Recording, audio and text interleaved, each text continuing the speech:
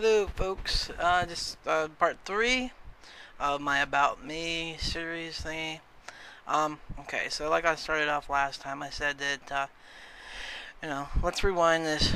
Okay, I got the internet on web TV, now on my MSN. I don't even know if it still exists anymore, but, I had that, and I was on there since, Christmas '96. It was my brother's, and then he gave it to me. And, I made lots of friends on there, and a lot of them I still talk to, and a lot of them I don't. And some bad, some good and stuff. And pretty much what happened was around '99, I started chatting in different chat rooms because there's a lot of different things going on. I had all this, I had tons of friends and cyber girlfriends and stuff like that, and it was about '99. I went to this health and wellness chat because my depression was really bad, and I just didn't feel like I was, like meaning anymore. Like I had any meaning in life and stuff. I had turned to a lot of different things. I tried to be Wiccan. I was Gothic. I was just, this all this stuff. I tried to be Christian, Catholic. I didn't try Judaism yet, but I didn't do Buddhist, but I was just like, some of the dark things. Tried magic. I, I'm not putting people down that do that right now because I don't agree with it, just nothing helped, and I didn't have anybody to help me find a relationship with God or anything like that. And your parents, the best thing they can do is tell you to go to church one day or tell you to read the Bible and stuff like that. So if they don't go to church, then you're not going to go. So um, pretty much, I just didn't feel like my life was worth anything anymore, and you know, I wanted to pretty much end it. So I started talking to people in this chat, and I met a couple people, and it was older people who was helping on this chat, and but they really helped me out, and so what happened was I got some counseling in there, and I had a lady in there, and the nickname was Honeybees, and I haven't talked to her in a long time. I can't find her, but so I talked in there, and then things just got really cool, and I started helping other people out, and things were just really going well. And then one day there was this name that popped in there, and I love artwork and animation and movies and cartoons and stuff, and it said Animation Kitty, and I was like, well, that's a cool name, why is she in here? And so I looked at the name. I was like, thought maybe it was one of the older ladies, and just saying hi. I thought it was a nice name. Maybe she knew cartoons or worked on one when they first came out. you know, I made Pinocchio in the '30s, but no, it was actually a young girl named Roberta. I called her Robbie, and she was having just a search of different rooms and checking out and trying to find new places to go, and she wasn't going there for her problems she was having, but she did start talking to me and stuff, and I was having an on and off relationship with this girl and online and stuff. It would call me and everything, and so I talked to her about it, and then we talked for a couple of months, and it was June 9th, 2000, that Roberta and I just clicked so much. We had so much in common.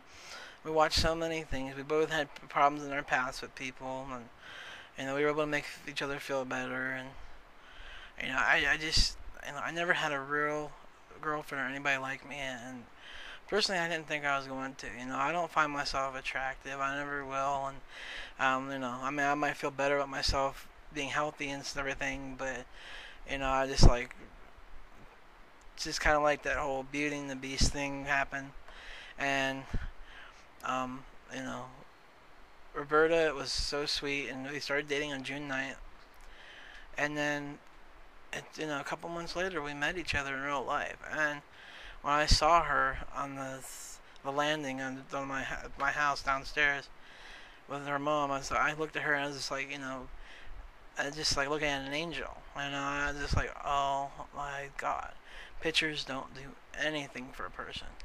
I saw pictures and I thought she was really cute and everything, but I was like, dang.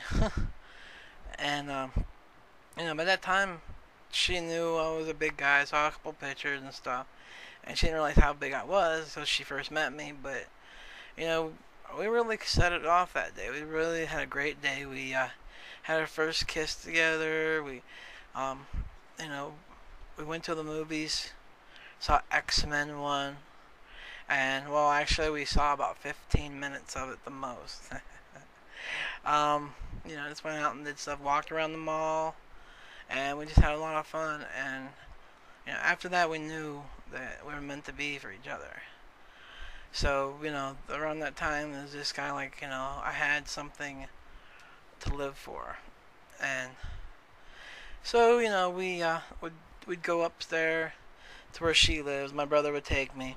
She lived 2 hours from me in Canton, Ohio, and she'd come down on the bus to see me, and it was just the greatest thing in the world for me because to have someone actually want to care about me and not just be someone who's being nice to me for being that messed up kid that had panic attacks and stuff.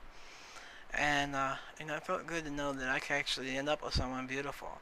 And if we didn't, and I would have been okay, but at least I had somebody at one time. I could have died knowing that one time somebody cared about me. So, but it was great. I made friends with some of her friends, and we used to hang out in coffee houses up there, and just talk and talk. We'd do things, and went on a camping trip with one of the couple of them and had fun. And I went to Georgia with another friend of hers a few years later and everything. And it was just different times and stuff, and it was really, really fun. I mean, we had a lot of fun. So ups and downs, stuff like that. But she really opened me up. She got me able to see a city life. I got to do stuff. I wasn't stuck in my prison home. I got to actually be a person, have privacy. I got to see things, got to spend money on things, and it just was so great. And I hated living in the country after that. It was so boring. I love my parents and everything, but I just did not want to live in the country anymore. So it got to the point where we were staying in each other's houses for a couple months and stuff. And then in 2001, we went to her prom. I knew I was never going to get a prom because I was homeschooled. And lo and behold, we went to this nice prom of hers. And before that, we went to a dinner that was really fancy. All of our friends, a big group, it's called Lolly's in Canton. It's a really great place. I think it's in Canton part, but man, really, really nice place. So it's really fancy and everything. Reservation type, like $15-$30 a meal, stuff like that. And so we're sitting at the edge on this end of the table on one side, and there's a big table going, all these people with her friends and stuff, and a bunch of other people there too, back up from proms and stuff. And she gets up with her then best friend, former best friend, and I guess they go out there, and I thought she was going to the bathroom. She'll be right back and stuff. And she comes back, and she says she has a speech, and then she says this poem, and I can't recite it right now. My memory is bad, but she got down on her knee, and I was like, I was giggling, and I sounded like, I was like, are you serious? Oh my god, oh my god. And people were cheering, and I said yes, and I mean, she proposed to me, and people behind me were patting me on the back, and and I just like, I didn't believe her for a couple hours. Like, asked her if she was serious, and when we were dancing and everything together, and I looked at her, and I was just like, this is really going to be the person I'm going to spend the rest of my life with. And it gave meaning to my life. And that's something a lot of people don't find for a long time. And it's hard. It's hard to find someone, and or someone you're with you just don't connect with right. And we have our ups and downs, and we have stress and stuff right now. But I wouldn't be able to live without her. So this is the end of part 3, and I will see you all later for part 4. God bless. I love you. Bye bye.